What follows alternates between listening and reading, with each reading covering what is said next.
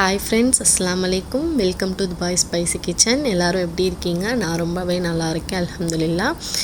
So இன்றைக்கி உங்கள் கூட நான் ஷேர் பண்ண போகிற ரெசிபி பார்த்தீங்கன்னா எக் மசாலா கறி தான் எப்படி செய்கிறதுன்னு ஷேர் பண்ண போகிறேன். ஸோ வீடியோ ஃபுல்லாக ஸ்கிப் பண்ணாமல் பாருங்கள். அதுக்கு முன்னாடி என்னுடைய சேனலுக்கு நீங்கள் இது வரைக்கும் சப்ஸ்கிரைப் பண்ணலைன்னா சப்ஸ்கிரைப் பண்ணிவிடுங்க. ஸோ நான் இன்றைக்கி ஒரு 3 எக்ஸ் பாயில் பண்ணி எடுத்து வச்சுருக்கேன் இந்த இது ரெடி பண்ணுறதுக்கு. ஸோ இப்போ இது ஒரு பேனில் ஆயில் ஆட் பண்ணிட்டு இந்த எக்ஸையும் ஆட் பண்ணிக்கலாம். அடுத்து கொஞ்சமாக சால்ட்டும் சில்லி பவுடரும் ஆட் பண்ணிட்டு இதை லைட்டாக ஃப்ரை பண்ணி எடுத்து வச்சுக்கலாம். ரொம்ப நேரம் ஃப்ரை பண்ணணுன்னு அவசியம் இல்லை, ஒரு நிமிஷம் ஃப்ரை ஆனால் போதும்.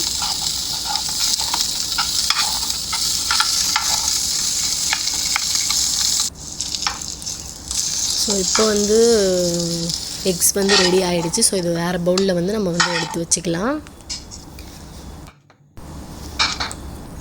இப்போ ஒரு பேனில் எண்ணெய் ஆட் பண்ணிக்கலாம். எண்ணெய் ஆட் பண்ணி கட் பண்ணி வச்சுருக்கிற வெங்காயத்தை இதில் நான் ஆட் பண்ணிக்கிறேன். ஒரு பே லீவ்ஸ் ஒரு பட்டை ஆட் பண்ணி நல்லா வெங்காயத்தை நல்லா வதக்கிடுறேன்.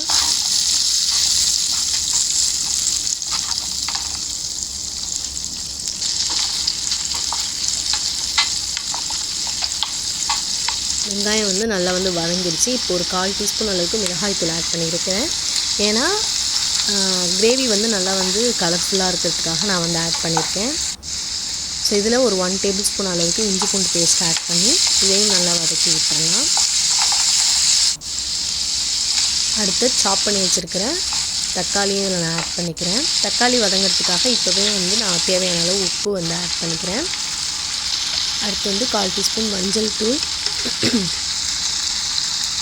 ஒரு 1/2 டீஸ்பூன் மிளகாய்த்தூள், 1/4 டீஸ்பூன் சீரகத்தூள், 1/4 டீஸ்பூன் மிளகுத்தூள், அப்புறம் சிக்கன் மசாலா, மட்டன் மசாலா இல்லாட்டி கரம் மசாலா எது இருந்தாலும் ஒரு 1 டேபிள் ஸ்பூன் ஆட் பண்ணிக்கோங்க. இது நல்லா வதக்கி விட்டுடலாம். ஒரு நிமிஷம் நல்லா வதங்கட்டும். இப்போது பாருங்கள், எண்ணெய் நல்லா பிரிஞ்சு வந்துருச்சு. ஸோ இப்போ கொஞ்சமாக கொத்தமல்லி ஆட் பண்ணிவிட்டு இதை லைட்டாக மிக்ஸ் பண்ணி விட்டுடலாம். நான் 1 கிளாஸ் வாட்டர் இதில் ஆட் பண்ண போகிறேன். ஸோ உங்கள் குவான்டிட்டிக்கு தகுந்த மாதிரி நீங்கள் கிரேவி ரெடி பண்ணிக்கோங்க. ஸோ இன்னும் கொஞ்சம் அதிகமாக நீங்கள் ரெடி பண்ணுறீங்கன்னா நீங்கள் இன்னும் கொஞ்சம் மசாலா கொஞ்சம் அதிகப்படுத்திக்கோங்க.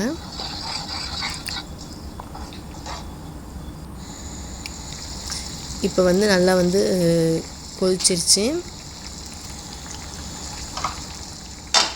பாருங்கள், நல்லா கலர்ஃபுல்லாக வந்துருச்சு கிரேவி.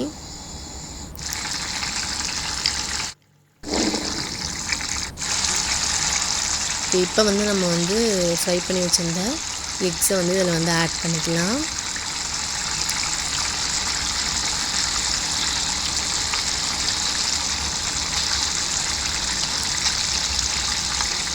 ஸோ இப்போ லைட்டாக இதை மிக்ஸ் பண்ணி விட்டுருங்க. ரொம்ப போட்டு மிக்ஸ் பண்ண வேண்டாம்.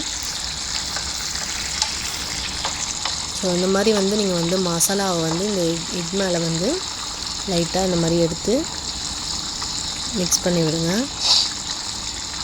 ஸோ இப்போ எக் கறி மசாலா ரெடி ஆகிடுச்சு. இது ரைஸ்க்கு, தோசைக்கு, சப்பாத்தி, இட்லி இந்த மாதிரி டிஷ்க்கெலாம் ரொம்பவே காம்பினேஷன் நல்லாயிருக்கும்.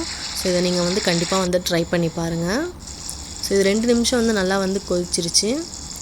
ஸோ இப்போ இதை நம்ம எடுத்து வச்சிடலாம்.